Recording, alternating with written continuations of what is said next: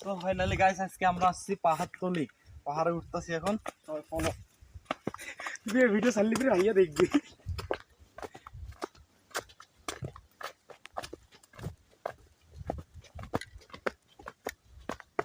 তো অনেক পাড়া খাহা। হ্যালো গাইস, আমরা আজকে চলে আসলাম খারাপ পাহাড়, পাহাড়ের মধ্যে অনেক খারাপ পাহাড়। তুই ভিডিও কর, মোর পর্যায়ে শুকে গেছে। এই যে আমাদের আরো দুইজন আছে, আমার পিছনে দুইজন কলিজার বন্ধু আছে, তারাও অনেক দিয়ে গেছে। দেখি আমরা পাহাড়ের উপরে উঠে কোনো পানি টানি। তো গাইস হাঁটতে হাঁটতে পুরো ক্লান্ত হয়ে গেছে, পুরো উঁচা পাহাড়।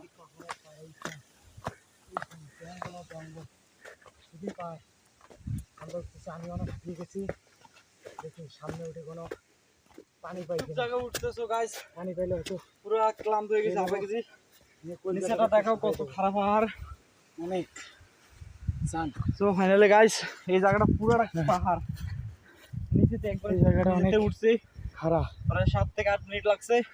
এই চান পুরোটা ভিডিও নিতে পারি না, অল্প একটু শট নিছি, অনেক কষ্ট। পাহাড়ের লোকদের ঘোরাঘুরি করেছে, অনেক এটা দেখা। হ্যালো গাইস, আশা করি সবাই ভালো আছেন।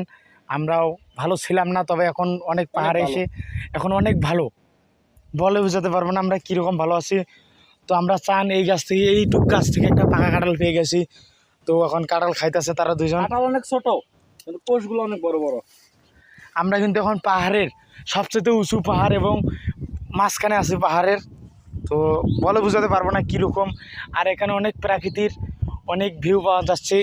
চান সৌন্দর্য, চারিদিকে জঙ্গল আর ক্ষেত লাগিয়েছে আদিবাসীরা। তো আদিবাসীরার সাথে দেখা হয়েছিল।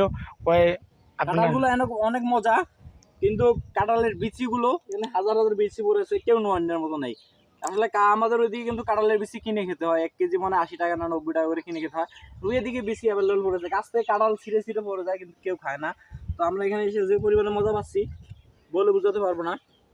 তো কাঁঠাল এত পরিমাণে আজকে খেয়েছি যে ধারণা বাইরে, এইগুলো খাইতে পারছি না। ওখানে আরো 3টা কাঁঠাল খেয়েছি, এখানে একটা 4টা, টোটাল 4টা কাঁঠালে দেখেছেন। এগুলো কত খেয়ে ফালাই দিচ্ছি।